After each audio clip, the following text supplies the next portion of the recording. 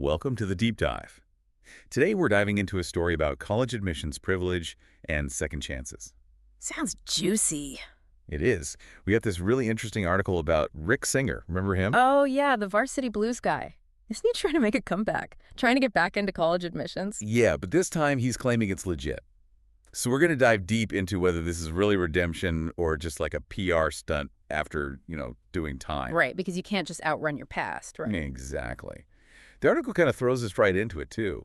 It opens with Singer wanting to return to admissions, but like, quote-unquote, legitimately this time. He even goes so far as to say the gray is over.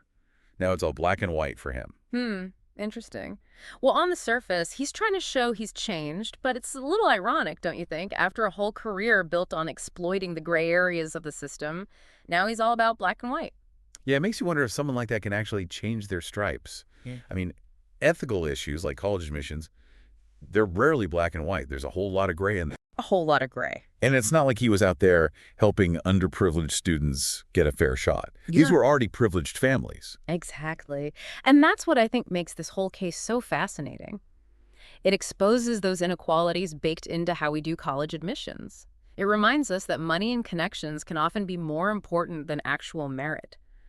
It creates a totally uneven playing field from the start. Okay, so for those who might not remember all the details of Varsity Blues, can you give us a quick recap of what Singer actually did? Sure.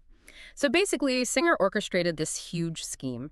It was cheating on standardized tests, faking athletic profiles, even using a charity as a front to move money around. He was basically selling access to these big-name universities, guaranteeing admission in exchange for cash. Lots of cash. And we're not just talking about any universities. This was Yale, Stanford, UIC.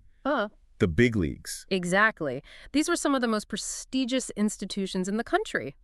And get this, Singer claims some coaches were in on it too, practically begging him for donations, if you can believe that, just to let certain students in. Okay, hold on. So he's calling this money donations, not bribes. Is there actually a legal difference there? Oh, legally, it's a massive difference. A donation implies good intentions, supporting the school with no strings attached, but a bribe that's quid pro quo, basically, this for that, it's a direct exchange. Money for guaranteed admission. Singer's whole defense hinged on blurring that line, saying the money was for the good of the universities, not to buy someone's way in. That's a pretty bold strategy. Did it work? Well, it worked for some parents involved. Some argued they had no clue about the illegal stuff. They thought they were making legit donations. Others cooperated with the investigation, got lighter sentences. It shows how even within the same scheme, the law can treat people very differently. And we can't forget the elephant in the room, the celebrity factor. I mean, Lori Loughlin, Felicity Huffman, that's what blew this whole thing wide open, right? Totally. Celebrities bring a whole other level of attention. It wasn't just about college admissions anymore. It was a full-blown media frenzy, shining a much harsher spotlight on Singer's whole operation. And it really brings up this question of what message does that send? When you see people getting ahead, not because they earned it, but because they had the money to make it happen. Yeah, because it's not just the families who got caught, right? It's what it says to everyone else, especially other kids. Absolutely. And we can't forget the people really hurt by this. The students who did everything right, worked hard, played by the rules, but lost out on opportunities because of what Singer was doing. The stories don't get as much attention. They're not as flashy as the celebrity stuff, but they're important. It undercuts the whole idea of a meritocracy, doesn't it?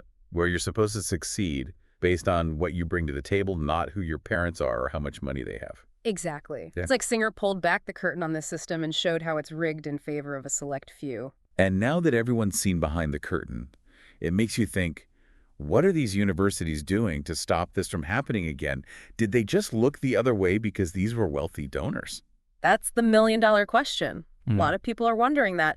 And it's a fair question. I mean, there's no proof that any universities were directly involved with Singer, but it does make you question how much oversight there was, how much accountability, and were there any safeguards at all to stop something like this?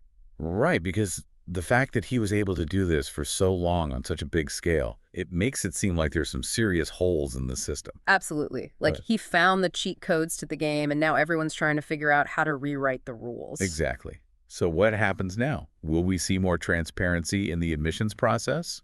Are they going to start looking more closely at donations, especially those tied to sports programs? I guess we'll just have to wait and see. It's just a shame that it took a scandal this big to get people talking about this stuff. But hey, at least something good might come out of it, right? I hope so. Maybe this will make us think about our values as a society. What message do we want to be sending to young people about success? Are we saying that wealth and connections are the most important things, or are we teaching them that hard work, integrity, and perseverance are what really matter? Because those answers have a ripple effect.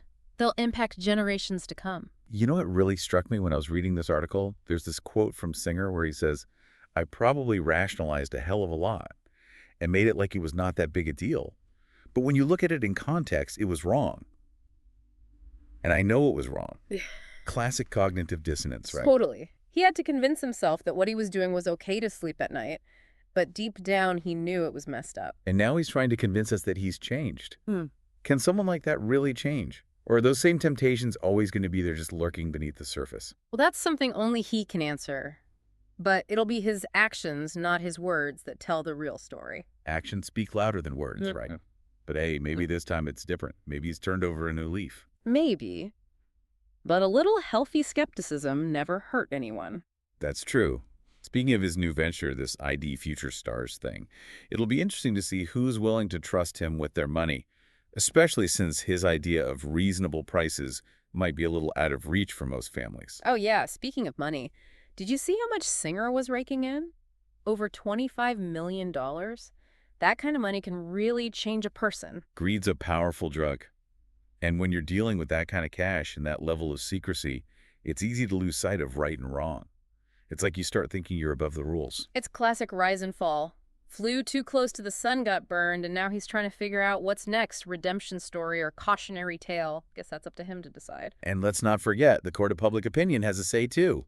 The internet never forgets. Oh, for sure. Especially in the age of social media where your reputation can change overnight. This is going to be interesting to watch unfold. It's like we're watching a drama play out in real time.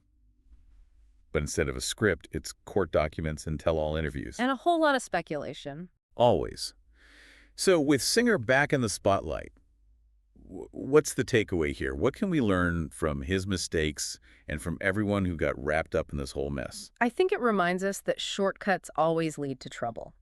Real success, the kind that lasts, is built on integrity, hard work, and playing by the rules. Good advice. Even if it is coming from a guy like Rick Singer. Sometimes the best lessons are learned from other people's mistakes. That's true.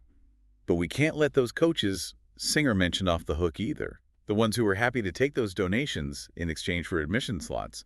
It takes two to tango, right?